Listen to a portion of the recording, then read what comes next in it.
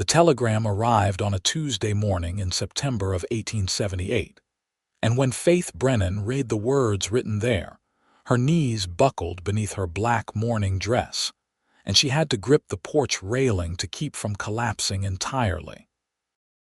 Her husband Thomas had been dead for 3 months, killed when his horse threw him during a cattle drive, and now his brother Edmund was coming from San Francisco to take her children back east, claiming she could not provide for them properly on her own.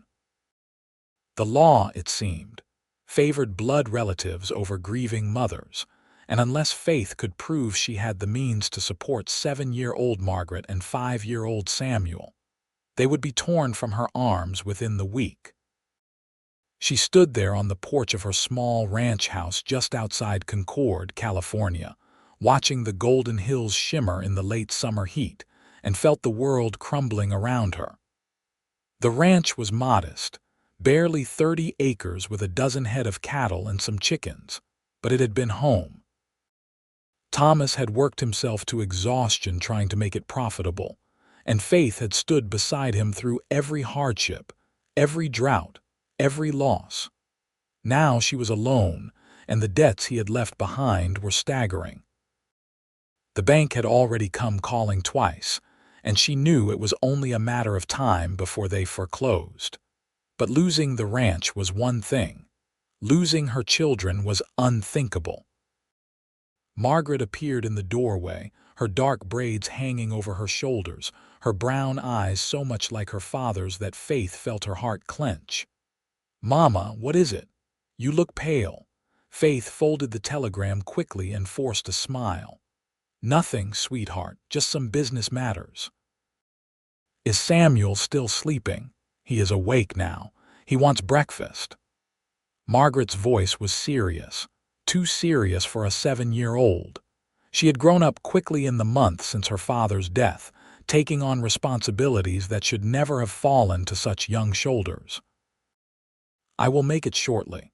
Go tell him to wash his face and hands." Faith waited until Margaret disappeared back into the house before she let the tears come.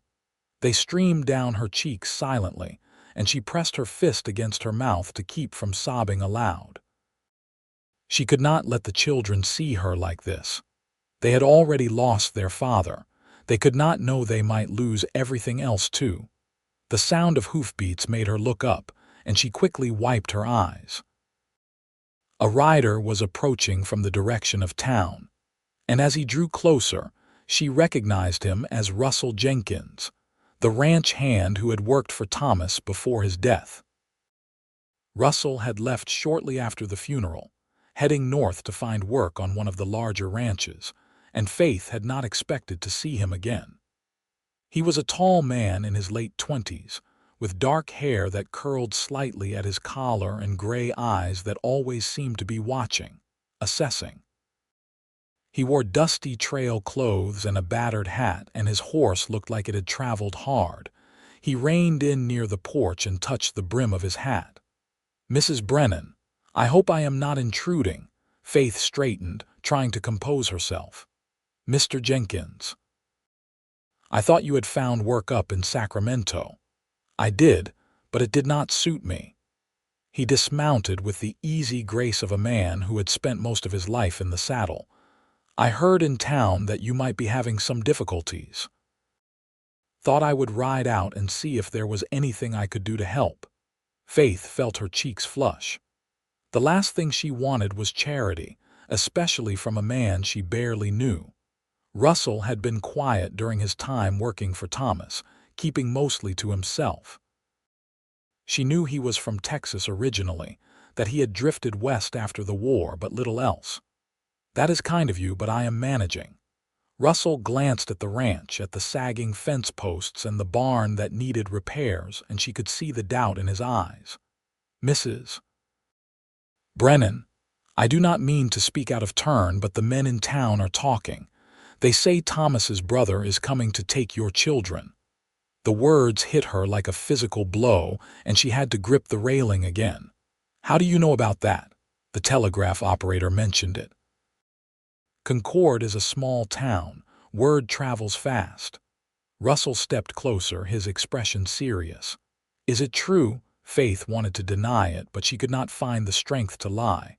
Edmund Brennan believes I cannot care for them properly. He has the law on his side. And what do you believe? The question surprised her. No one had asked her what she believed, what she wanted. Everyone simply assumed she would bow to the inevitable. I believe my children belong with me, but belief does not put food on the table or pay the mortgage. Edmund will argue that I cannot support them, and he will be right. This ranch is failing, Mr. Jenkins. I am 3 months behind on payments to the bank. I have no income beyond selling eggs, and that barely covers flour and sugar. What judge would rule in my favor? Russell was quiet for a long moment, and Faith could not read his expression. Then he said, "What if you were not alone? What if you had a husband to help run the ranch?" Faith stared at him, certain she had misheard. "I beg your pardon. I am proposing a solution, Mrs. Brennan, a practical one." Russell's voice was calm, matter-of-fact, as if he were discussing the weather. "You need a husband to satisfy the law and keep your children. I need steady work and a place to settle. We could help each other." "You are suggesting marriage." Faith could barely form the words. "You cannot be serious." "I am completely serious. It would be a business arrangement, nothing more. I would work the ranch, help you get back on your feet financially. In return, I would have a home and honest employment. Your children would stay with you, and Edmund Brennan would have no legal grounds to take them." Faith felt dizzy. The proposal was absurd, impossible. She had loved Thomas with all her heart, and the idea of marrying someone else, especially a man she barely knew, felt like a betrayal. "Mr. Jenkins, I appreciate your concern, but I cannot marry you. I do not even know you.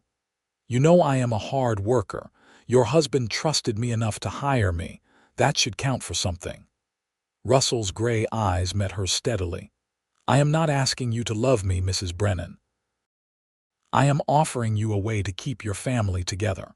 Think about your children." As if summoned by his words, Margaret appeared in the doorway again, carrying Samuel on her hip. The little boy's face was still creased with sleep, and he rubbed his eyes with small fists. "Mama, I am hungry," he whimpered. Faith felt something break inside her chest. She looked at her children, at their innocent faces, and knew she would do anything to protect them, anything at all, even marry a stranger. "If I agreed to this," she heard herself say, "it would be in name only. You would have your own room. We would maintain separate lives." Russell nodded. "That is acceptable. And you would ask nothing of me beyond running the ranch, nothing beyond what you are willing to give." Faith drew a shaky breath. This was madness, but what other choice did she have? Edmund would arrive within days, and if she could not prove she had the means to care for her children, they would be lost to her forever. "When would we do this?" "Today, if possible. The sooner we are married, the stronger your legal position will be." Faith looked down at her hands, at the wedding ring Thomas had placed there 9 years ago. Slowly, she twisted it off her finger. It felt like tearing away a piece of her soul, but she could not wear another man's ring while married to Russell Jenkins. "I need to tell the children something." "Tell them the truth.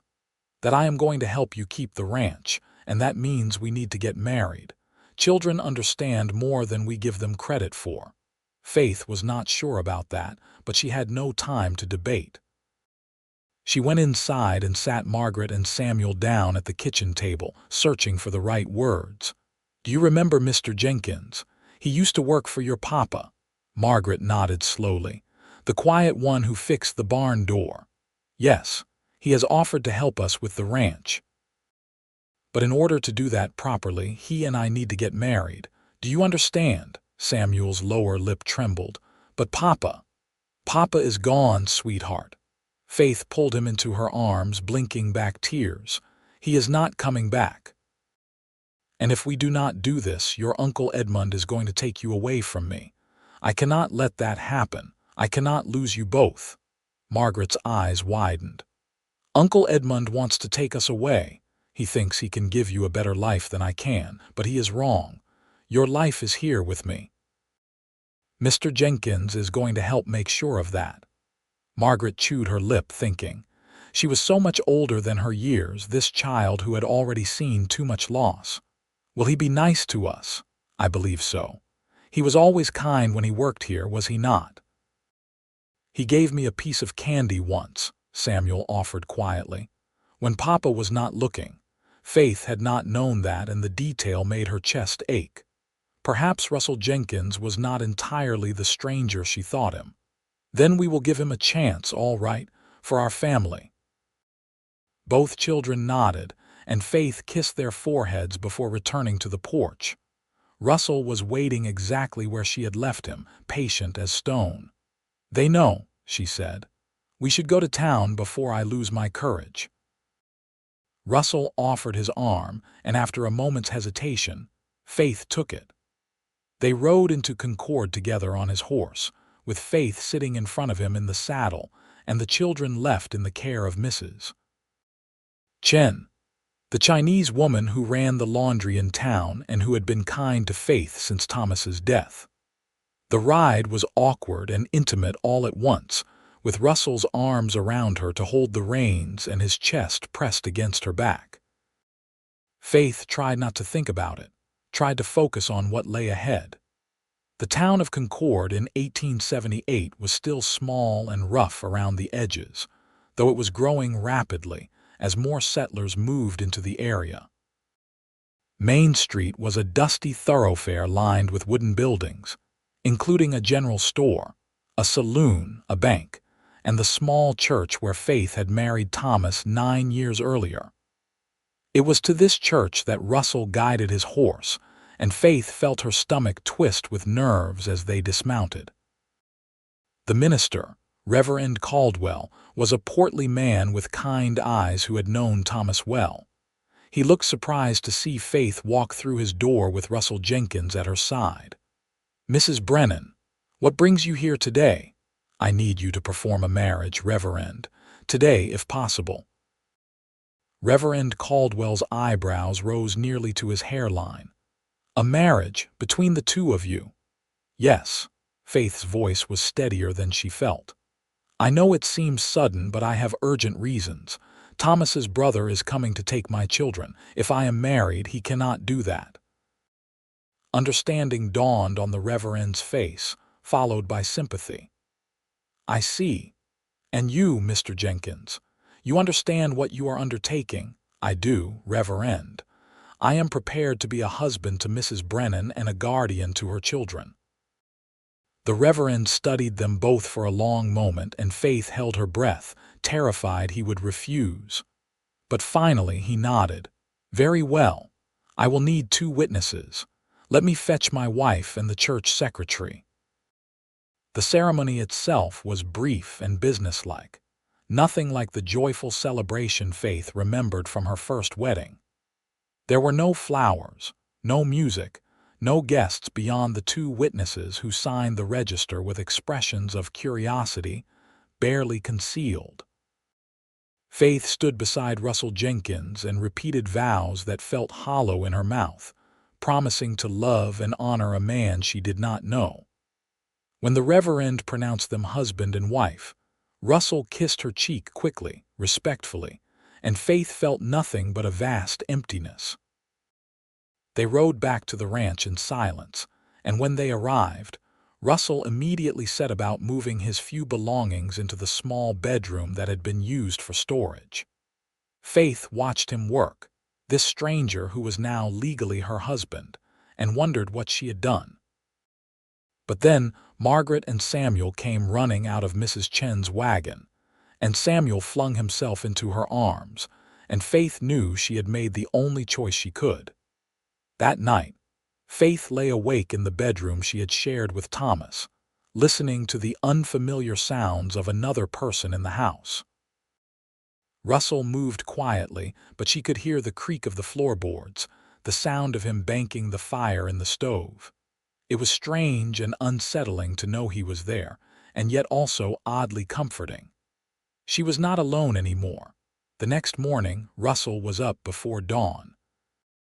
Faith found him in the barn, already mucking out the stalls and repairing a broken harness.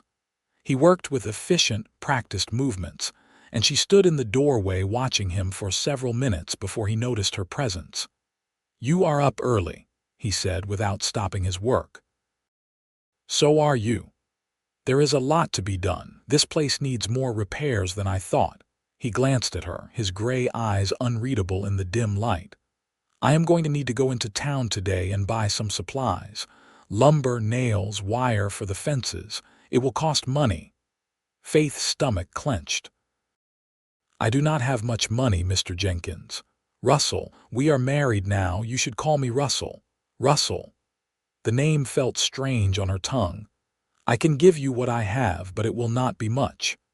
I have some savings from my time in Sacramento. We can use that to get started. Once I get the fences repaired and round up any cattle that have strayed, we can sell a few head and pay back the bank. But we need to move fast." "When does Edmund arrive?" The telegram said within the week. "I assume he is traveling by rail, so it could be any day now." Russell nodded grimly. "Then we had better make sure everything here looks prosperous and well maintained when he does. A failing ranch will only support his argument that you cannot care for your children. We need to prove him wrong." Faith felt a surge of gratitude toward this man who was suddenly fighting her battles as if they were his own. "Why are you doing this, Russell? You could have found work anywhere. Why come back here and take on someone else's problems?" Russell was quiet for a moment, his hands stilling on the harness. "I spent 3 years fighting in a war that left me with nothing but scars and bad memories. Then I spent another 10 years drifting from place to place, never belonging anywhere. I am tired of that. When I worked here for Thomas, I saw something I had not seen in a long time. A family. A home. Maybe I am selfish, but I want that for myself, even if it is just pretend." His honesty caught Faith off guard. She had expected him to say something noble, something about helping a widow in need. But his raw admission of loneliness resonated with something deep inside her. "It does not have to be entirely pretend," she said quietly. "You are part of this family now, whether we planned it or not." Russell met her eyes and something passed between them, an understanding that words could not capture. "I will do right by you and those children, Faith. I promise you that." It was the first time he had used her given name, and hearing it from his lips sent an unexpected shiver down her spine. She nodded quickly and retreated to the house, her heart beating faster than it should. Over the next 3 days, Russell worked from sunrise to sunset, and Faith found herself working alongside him. Together they repaired fences, patched the barn roof, and painted the exterior of the house. Margaret and Samuel helped in small ways, fetching tools and holding boards steady, and Faith saw how patient Russell was with them. He spoke to them like they were people, not just children, and he listened when they talked. Samuel, who had been so quiet since Thomas's death, began chattering to Russell about everything and nothing, following him around like a devoted shadow. On the 4th day, Edmund Brennan arrived. He came in a hired carriage, dressed in an expensive suit that marked him as city folk. Edmund was 10 years older than Thomas had been, with graying hair and a stern expression. He had never approved of his younger brother's decision to come west and try ranching, and he had made his disapproval clear at every opportunity. When he stepped down from the carriage and saw Faith standing on the porch with Russell at her side, his eyes narrowed. "Faith, I received your telegram saying you had remarried. I confess I found it difficult to believe. Nevertheless, it is true." Faith lifted her chin, refusing to be intimidated. "This is my husband, Russell Jenkins. Russell, this is Edmund Brennan, Thomas's brother." Russell extended his hand, and after a moment's hesitation, Edmund shook it. His grip was firm, challenging. "You work quickly, Mr. Jenkins. My brother has been dead only 3 months. Your brother's death left Faith and the children in a difficult position. I offered a solution. She accepted. How convenient for both of you." Edmund's gaze swept over the ranch, taking in the fresh paint and repaired fences. "I see you have been making improvements, trying to impress me perhaps, trying to build a life," Faith said sharply. "The children are happy here, Edmund. This is their home. Their home is with family who can properly provide for them. Tell me, Mr. Jenkins, what exactly are your qualifications for raising my brother's children?" Russell's expression did not change, but Faith could sense the tension in him. "I am a rancher, Mr. Brennan. I know how to work land and raise stock. I have the means to support this family, and I have the will to do it. That is qualification enough. We shall see what the court thinks." Edmund turned back to Faith, and his expression softened slightly. "I am not doing this to hurt you, Faith. I am thinking of what is best for Margaret and Samuel. They deserve stability, education, opportunities. Can you truly provide that out here?" Before Faith could answer, Margaret stepped out onto the porch. She stood between Faith and Russell, her small face set with determination. "We are not going with you, Uncle Edmund. Mama needs us and we need her. Mr. Russell is helping us now. We are a family." Edmund looked taken aback by the child's fierce declaration. "Margaret, you are too young to understand what is at stake.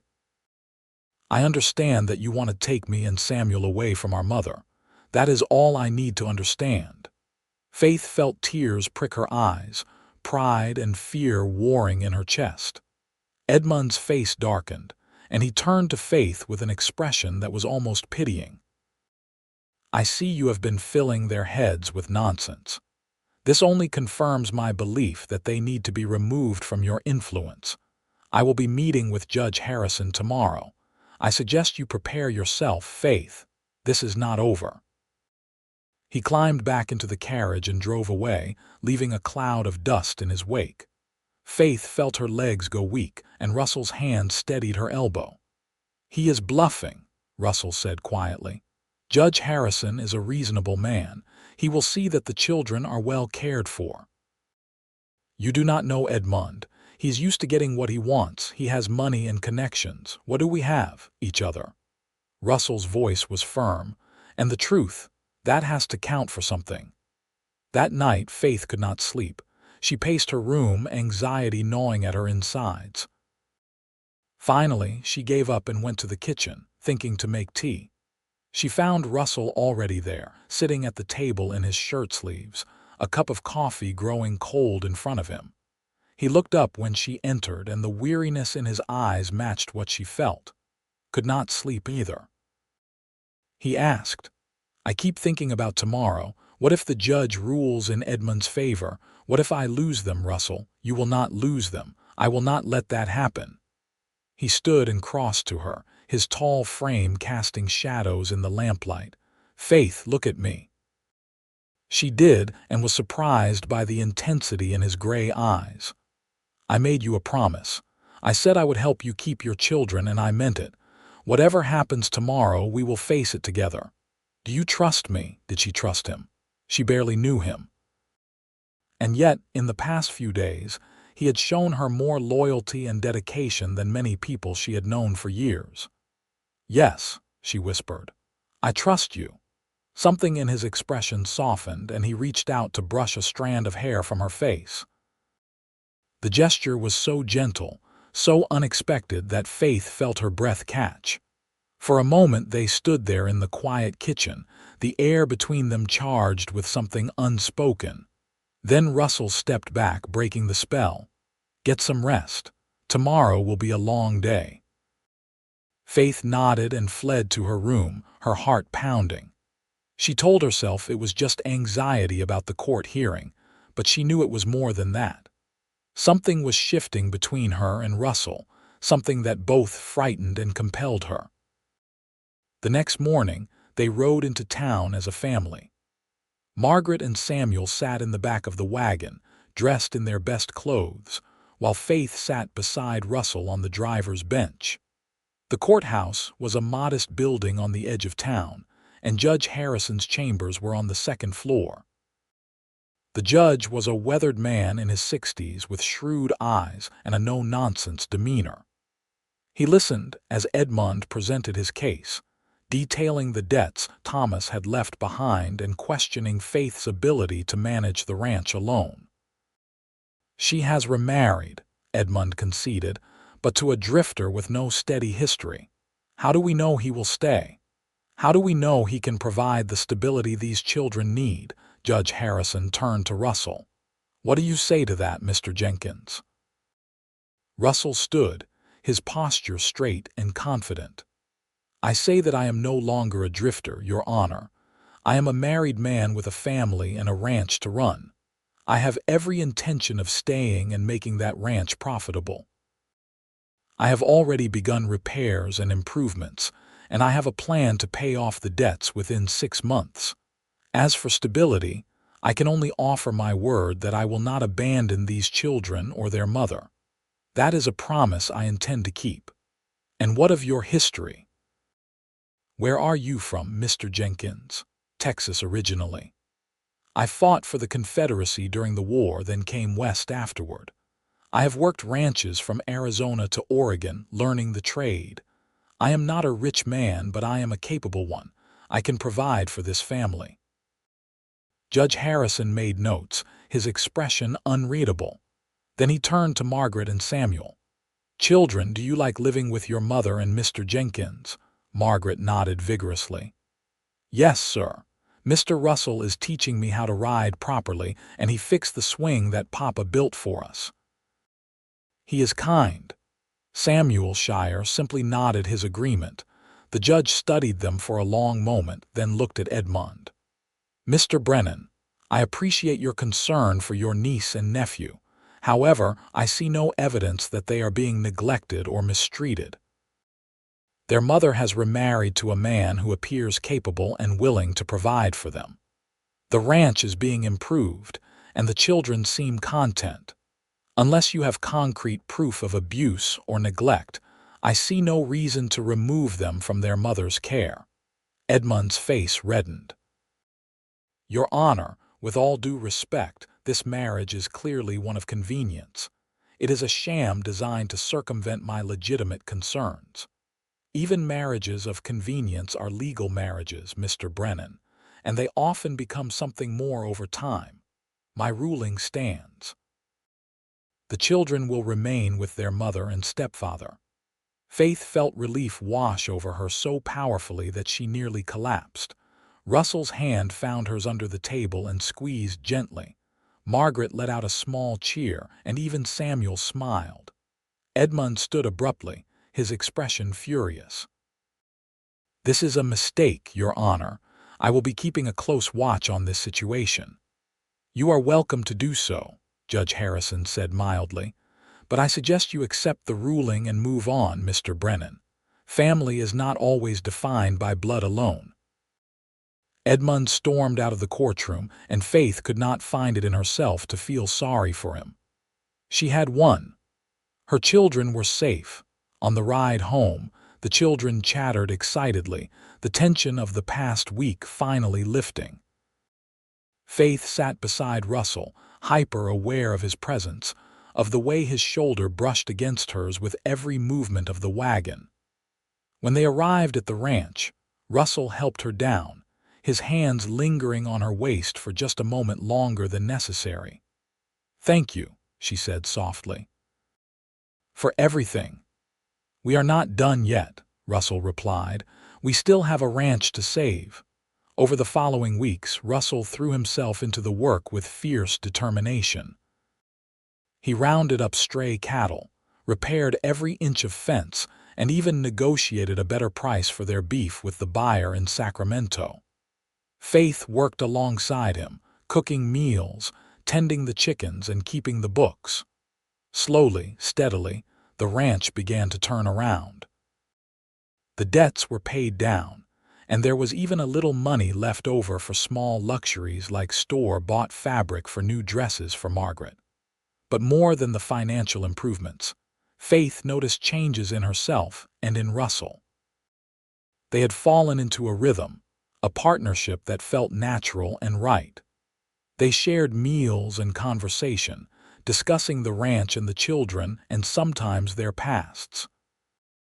Faith learned that Russell had lost his entire family during the war, that he had spent years trying to outrun the ghosts of what he had seen and done.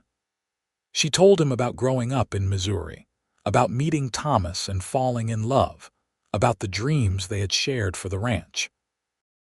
Late one evening in October, as they sat on the porch watching the sun set over the golden hills, Russell said, "I have been thinking about winter. We should probably reinforce the barn roof before the rains come." Faith nodded, but her mind was elsewhere. She was acutely aware of how close he was sitting, of the warmth radiating from his body. Over the past weeks, she had found herself watching him more often, noticing the way he moved, the rare smiles that softened his stern features. She had told herself it was simple gratitude, but she knew it was becoming something more. "Russell," she said hesitantly, "can I ask you something?" "Of course." "You ever regret this? Marrying me, taking on all these responsibilities?" He turned to look at her, and in the fading light his gray eyes were very dark. "No, not for a moment." Even though it is not a real marriage, Russell was quiet for a long moment. "Is that what you think this is? Not real?" Faith's heart began to pound. "You said it was a business arrangement. That you were not asking me to love you." "I said I was not asking you to. That does not mean I do not want you to." His voice was low, rough with emotion. "Faith, I know I am not Thomas. I know you loved him and I am not trying to replace him. But these past weeks, living here with you and the children, it has become real to me. More real than anything in my life has ever been. If you do not feel the same, I understand, but I needed you to know." Faith stared at him, her mind reeling. She had been so focused on protecting her heart, on keeping him at a distance, that she had not allowed herself to examine her own feelings. But now, hearing his confession, she could no longer deny the truth. She had fallen for Russell Jenkins. Somewhere between the repairs and the meals, the quiet conversations and the shared struggles, she had given him her heart without even realizing it. "I do feel the same," she whispered. "I did not want to. I felt guilty, like I was betraying Thomas's memory, but I cannot help it, Russell. When you are near, I feel alive again. When you smile at me, my heart races. I think I have been falling in love with you for weeks now." Russell reached out and cupped her face with one calloused hand, his thumb brushing her cheek. "Then stop fighting it. Let yourself feel it. We have been given a second chance, Faith. Both of us. We should not waste it." He leaned in slowly, giving her time to pull away if she wanted, but Faith did not want to pull away. She wanted him. When his lips met hers, it was gentle and tentative, a question more than a statement. Faith answered by pressing closer, her hands coming up to rest on his chest. The kiss deepened, and she felt years of loneliness and grief begin to melt away. When they finally pulled apart, both were breathing hard. Russell rested his forehead against hers, his eyes closed. "I have wanted to do that for so long. Why did you wait?" "I did not want to push you. I wanted you to come to me when you were ready." Faith smiled, feeling lighter than she had in months. "I am ready now." That night, for the first time since their marriage, Russell did not sleep in the small storage room. He came to Faith's bed at her invitation, and they made love slowly, tenderly, learning each other's bodies and hearts. It was different from what Faith had known with Thomas, but no less meaningful. With Russell, she felt cherished and desired, like she was something precious he was afraid of breaking. Afterward, they lay tangled together, and Faith rested her head on his chest, listening to the steady beat of his heart. "I love you," she said into the darkness. She felt Russell's arms tighten around her. "I love you too, more than I thought I could ever love anyone." The next morning, Margaret noticed the change immediately. She watched with wide eyes as Russell kissed Faith's cheek at the breakfast table, and a slow smile spread across her face. "Are you and Mama in love now?" she asked bluntly. Russell glanced at Faith and they shared a smile. "Yes," he said simply. "Is that all right with you?" Margaret thought about it seriously, then nodded. "Papa would want Mama to be happy, and you make her smile again. So yes, it is all right." Samuel, less subtle, simply said, "Does this mean you are my real papa now?" The question made Russell's breath catch, and Faith saw emotion flicker across his face. "If you want me to be, then yes, I would be honored." Samuel launched himself at Russell, wrapping his small arms around Russell's neck. "Good. I like having a papa again." Faith had to blink back tears as she watched Russell hold her son, his expression a mixture of joy and wonder. This was her family now. Not the one she had planned, but the one she had been given, and it was enough. More than enough. As autumn turned to winter, the ranch continued to thrive. Russell proved to be an excellent manager, making smart decisions that increased their profits. By December, they had paid off all of Thomas's debts and even had enough saved to buy a few more head of cattle. The children were thriving too, growing healthy and strong. Margaret had become Russell's shadow, learning everything she could about ranching, while Samuel had started attending the small schoolhouse in town. Christmas that year was simple but joyful. They could not afford many presents, but Russell carved wooden toys for the children, and Faith made them each new clothes. On Christmas morning, they sat around the fire as a family, and Faith felt a contentment she had never expected to know again. Russell caught her eye across the room and smiled, and the love she saw there took her breath away. In January of 1879, Faith realized she was pregnant. The discovery filled her with a mixture of joy and terror. She was 30 years old now, and the last time she had given birth, it had been difficult. But when she told Russell, his reaction was pure elation. He lifted her off her feet and spun her around, laughing like a young man. "We are having a baby," he said wonderingly. "Our baby." Margaret and Samuel were equally excited at the prospect of a sibling, and the months that followed were filled with preparation. Russell worked on converting the storage room into a proper nursery, painting it cheerful yellow and building a cradle with his own hands. Faith sewed tiny clothes and blankets, her heart full, but the pregnancy was not easy. By her 6th month, Faith was exhausted and often ill. The doctor in town, a young man named Dr. Peterson, warned her to rest as much as possible. Russell became fiercely protective, taking over all her chores and insisting she stay in bed. Faith chafed at the restrictions, but she could see the fear in his eyes and knew he was terrified of losing her. "I am not going anywhere," she assured him one evening as he fussed over her pillows. "Women have babies all the time, Russell." "Not my women," he said gruffly. "Not my wife. I cannot lose you, Faith. You are everything to me."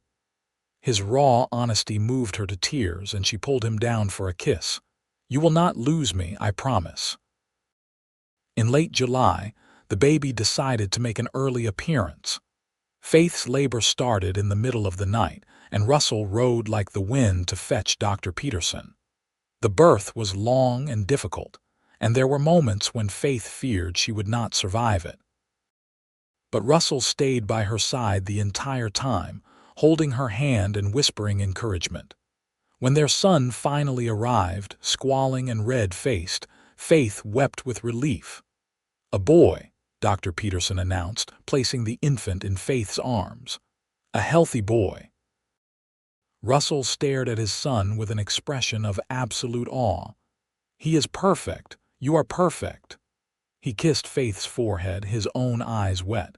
Thank you for this gift." They named him Thomas Russell Jenkins, honoring both the man who had come before and the man who was building their future. Little Thomas had Russell's dark hair and Faith's blue eyes, and from the moment Margaret and Samuel met him, they were utterly smitten. The months after Thomas's birth were a blur of sleepless nights and endless feedings, but they were also filled with a bone-deep happiness. Faith watched Russell with their son and saw a tenderness she had not known existed in him. He would sit for hours with the baby in his arms, talking to him softly or simply watching him sleep. He was equally devoted to Margaret and Samuel, never showing any favoritism. They were all his children, blood or not. By the time Thomas was 6 months old, in February of 1880, the ranch was more prosperous than it had ever been. Russell had expanded their herd and was even talking about buying additional land. They had become respected members of the Concord community, and Faith had formed friendships with other ranch wives. Edmund Brennan had returned to San Francisco and had not been heard from since the court hearing, much to everyone's relief. One evening, as they sat together watching the children play, Russell said, "I have been thinking about something." "What is that?" "When I married you, I told you it was because I wanted a home, a family, and that was true, but it was not the whole truth." Faith turned to look at him, curious. "What do you mean?" Russell took her hand, his thumb tracing circles on her palm. "I mean that from the first moment I saw you, I was drawn to you. You were Thomas's wife, so I kept my distance, but I never forgot you. When I heard you were in trouble, I jumped at the excuse to come back. I told myself it was about helping you, but really, it was about being near you. I think I have loved you from the beginning, Faith. I was just too much of a coward to admit it." Faith felt tears prick her eyes. "You are the bravest man I know, Russell Jenkins, and I am so grateful you came back. You saved me. You saved all of us. You saved me too. Before I found you, I was just existing, not living. You gave me a reason to be more than I was. You gave me everything." They kissed as the sun set behind the hills, painting the sky in shades of gold and crimson. Margaret made a disgusted sound, and Samuel giggled, but neither Russell nor Faith paid them any mind. They were too busy marveling at the life they had built, the love they had found in the most unexpected of circumstances. Over the next few years, the ranch continued to flourish. Russell proved to have a gift for breeding quality cattle, and their stock became sought after throughout California. They bought the additional land Russell had dreamed of, expanding their holdings to over 100 acres. Margaret grew into a capable young woman who could rope and ride as well as any man. Samuel showed an aptitude for numbers and helped Russell with the accounts. And little Thomas, now a toddler, was a bundle of energy who kept them all on their toes. In the spring of 1882, Faith found herself pregnant again. This time, the pregnancy was easier, and in November she gave birth to a daughter they named Rose. With her red gold hair and green eyes, Rose looked like neither Faith nor Russell, but she had a sunny disposition that won everyone's hearts. The years passed in a blur of work and laughter, challenges and triumphs. Margaret eventually married a young rancher from the neighboring property, and Samuel went to study business in San Francisco, though he returned often. Thomas and Rose grew up wild and free on the ranch, learning to ride before they could properly walk. Through it all, Faith and Russell's love only deepened. They had started as strangers bound by necessity, but they had become true partners in every sense. They worked side by side during the day and fell into each other's arms at night. They argued sometimes, as all couples do, but they always made up. They supported each other through losses, like when the winter of 1885 was particularly harsh, and they lost a dozen head of cattle, and celebrated together through victories, like when they paid off the mortgage on the ranch entirely in 1886. On their 10th wedding anniversary in September of 1888, Russell took Faith back to the church where they had married. They stood in the same spot where they had exchanged vows a decade earlier, and this time they renewed them. But unlike that first rushed ceremony, this one was filled with love and certainty. Their children stood as witnesses, along with friends from town, and when Russell kissed his wife, it was with a passion that made more than one person blush.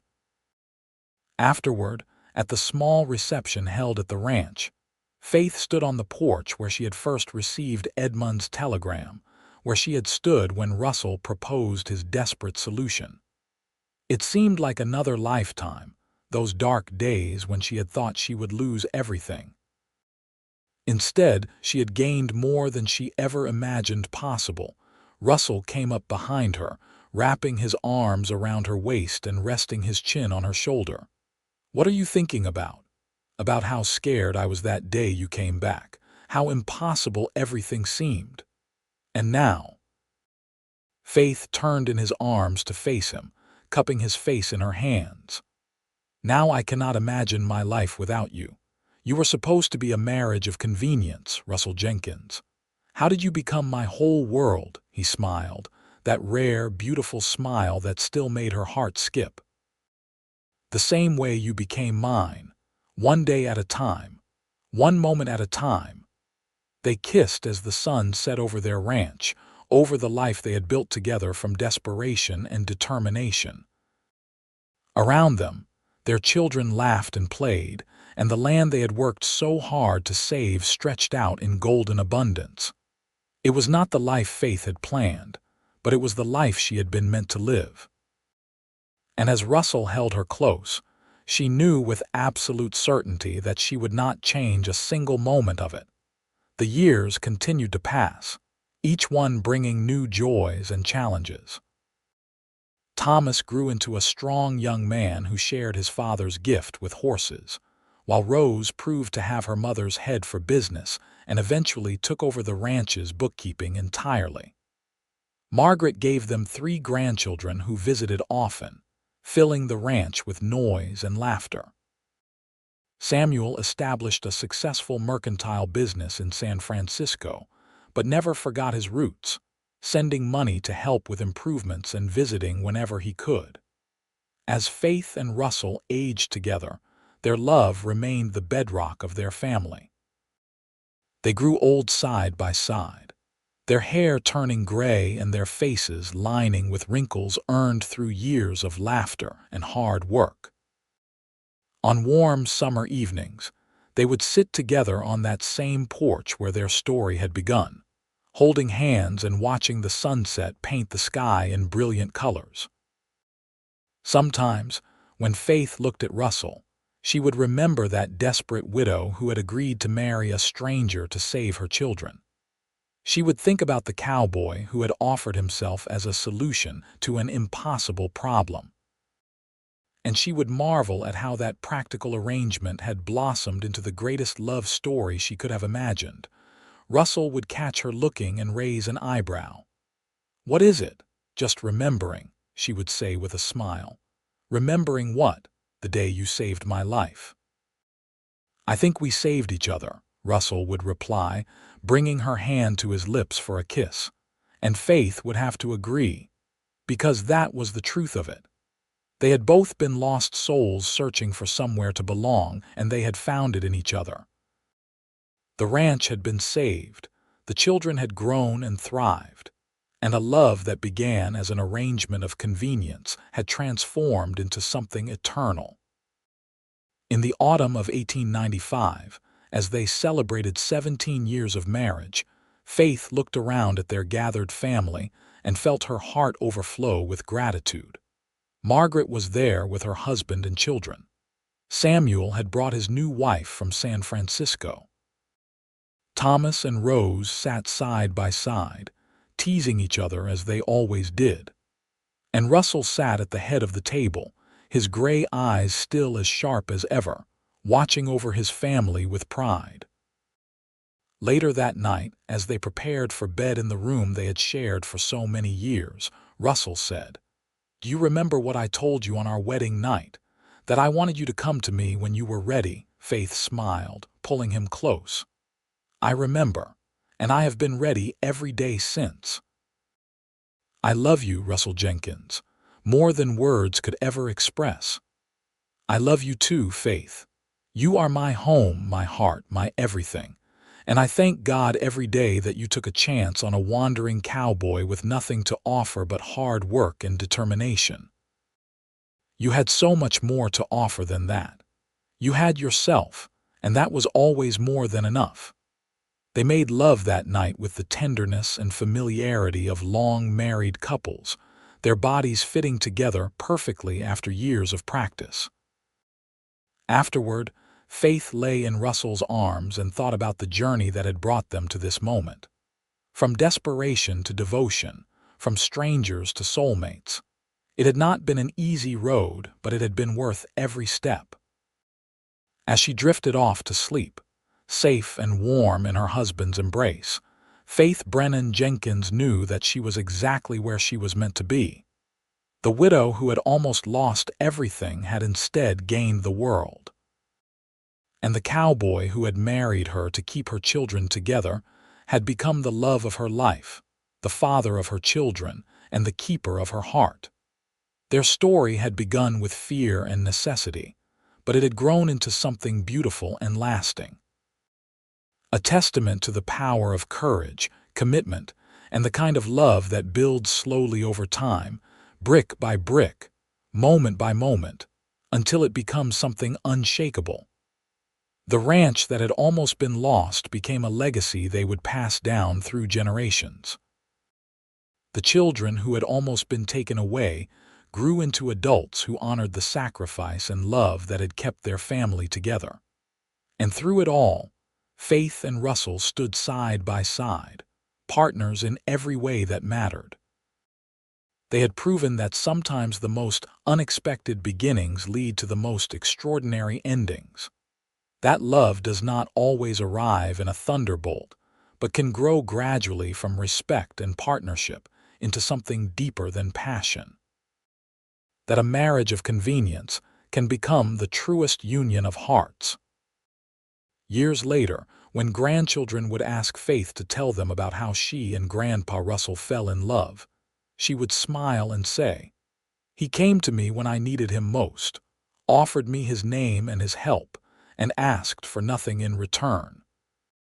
But somewhere along the way, between the hard work and the challenges, between the quiet moments and the loud ones, we found something neither of us expected. We found each other, and that made all the difference. Russell would add with that rare smile that still made Faith's heart flutter even decades later, "Your grandmother took a chance on a stranger, and in doing so, she gave me the greatest gift I ever received. A family, a home, a life worth living." And the grandchildren would sigh with contentment, secure in the knowledge that true love did exist, and that sometimes it came from the most unexpected places. Sometimes it arrived not in a prince on a white horse, but in a dusty cowboy with nothing to offer but his own 2 hands and a heart willing to love. Sometimes the greatest love stories began not with passion, but with compassion, not with desire, but with duty. And sometimes those were the strongest foundations of all. The ranch continued to prosper long after Faith and Russell were gone, a testament to what they had built together. Their descendants would tell the story of the widow who almost lost her children and the cowboy who married her to keep them together. They would speak of how that desperate arrangement had transformed into a love that sustained generations. And they would remember that sometimes the bravest thing a person can do is take a chance on something uncertain, because that uncertainty might just lead to everything they ever dreamed of and more. Faith and Russell Jenkins lived long, full lives surrounded by the family they had fought so hard to protect, and the love they had cultivated so carefully.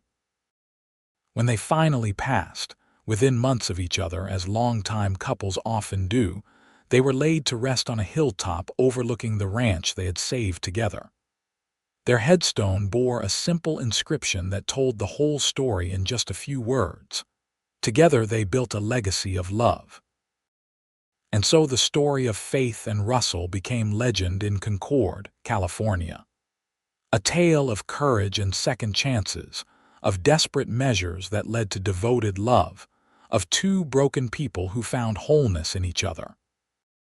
It was a reminder that life rarely goes according to plan, but sometimes the detours lead to destinations more beautiful than anything we could have imagined.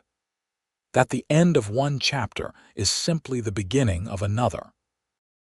And that love, real and lasting love, can bloom even in the hardest soil if it is tended with patience, watered with commitment, and given time to grow strong roots. Their children, grandchildren, and great-grandchildren would carry forward the values Faith and Russell had instilled in them through word and deed. Hard work, loyalty, compassion, the understanding that family is not always about blood but about who stands beside you when everything falls apart. The knowledge that love is not just a feeling but a choice made every single day. And the certainty that sometimes the most ordinary beginnings lead to the most extraordinary lives. The ranch itself became a symbol of their enduring love, each fence post and barn beam a testament to the work they had done together. The house where they had raised their family remained standing for generations, sheltering descendants who would sit on that same porch where Russell had first proposed, and Faith had first kissed him, and marvel at the love story that had saved them all. In the end, Faith and Russell's story was not about grand gestures or sweeping romance, though there was romance aplenty in the decades they spent together. It was about showing up every day and choosing each other. It was about transforming obligation into affection, partnership into passion, and convenience into the deepest kind of love. It was about two people who had every reason to keep their hearts guarded, but chose vulnerability instead. Who could have maintained a business arrangement but built a marriage instead. Who might have simply survived together but chose to truly live instead. And that, perhaps, was the greatest legacy of all. Not the prosperous ranch or the large family, but the simple truth they proved through their lives. That love is always a choice, always a risk, and always, always worth it. That the most beautiful love stories are not the ones that come easily, but the ones that are built slowly, carefully, with intention and effort and unwavering commitment. And that sometimes, when everything seems darkest, salvation arrives in the form of a dusty cowboy on a tired horse, offering nothing more than himself and his promise to stay. That was the story of Faith Brennan and Russell Jenkins, the widow and the cowboy. The desperate proposal and the decades of devotion that followed. A love story set against the golden hills of California in the wild days of the Old West, when life was hard and uncertain but love could still flourish if given half a chance. A story that began with the threat of loss and ended with the fulfillment of gain beyond measure. A story of family, faith, and the transformative power of love. And they lived it fully, joyfully, together until the very end, proving that sometimes the best love stories are the ones we never saw coming.